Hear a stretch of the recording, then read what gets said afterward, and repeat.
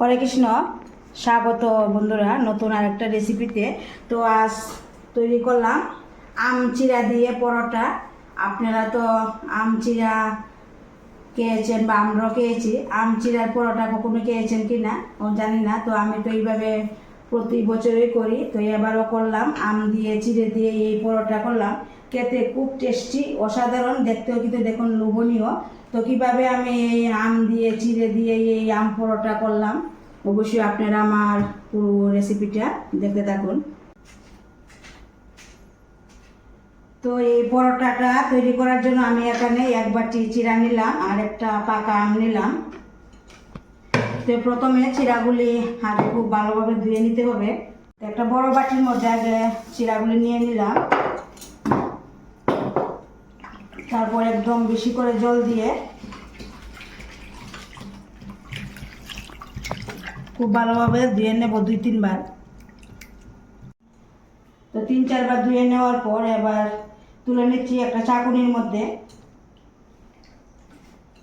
চেখে নিতে হবে, জলটা একদম সম্পূর্ণ জলে নিতে হবে।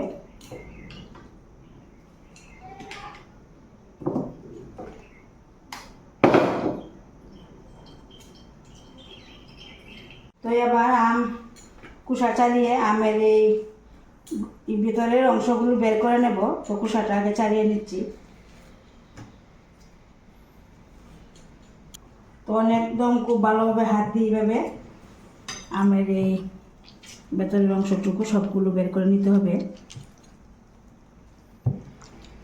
তো এবার একটা মিক্সি জারে নিতে হবে, নিয়ে খুব ভালোভাবে পেস্ট করে নিতে হবে। তো পেস্ট করে নিয়ে এলাম। তো এবার একটা বাটির মধ্যে আবার নিতে হবে। তো এবার ভিজিয়ে রাখা এই চিরা আমের এই মিশ্রণের মধ্যে দিয়ে দিতে হবে। আর 1 চামচ ময়দা দিতে হবে, মতো লবণ আর 1 চামচ চিনি দিয়ে দিলাম। তো আপনারা চাইলে এখানে চিনি নাও দিতে পারেন, চিনি ছাড়াও এটা করা যায়। তো এবার খুব ভালোভাবে মেখে নেব। তো রুটি বেলার সময় যদি মনে হয় যে আর একটু ময়দা লাগবে, তো আবার ময়দা আমি দিয়ে দেব।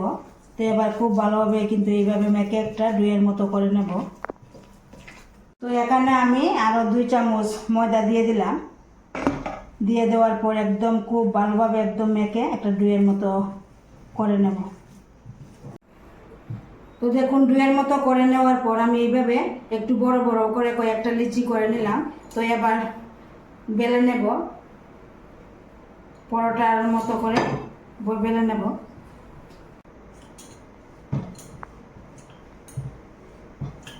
তো একটু বাড়ি করে এগুলি বেলে নিতে হবে। দেখুন এই যে আমি এইভাবে সবগুলো কিন্তু বেলে নেব। তো সবগুলো পরোটা দেখুন বেলে নিলাম। তো এবার ভেজে নেব।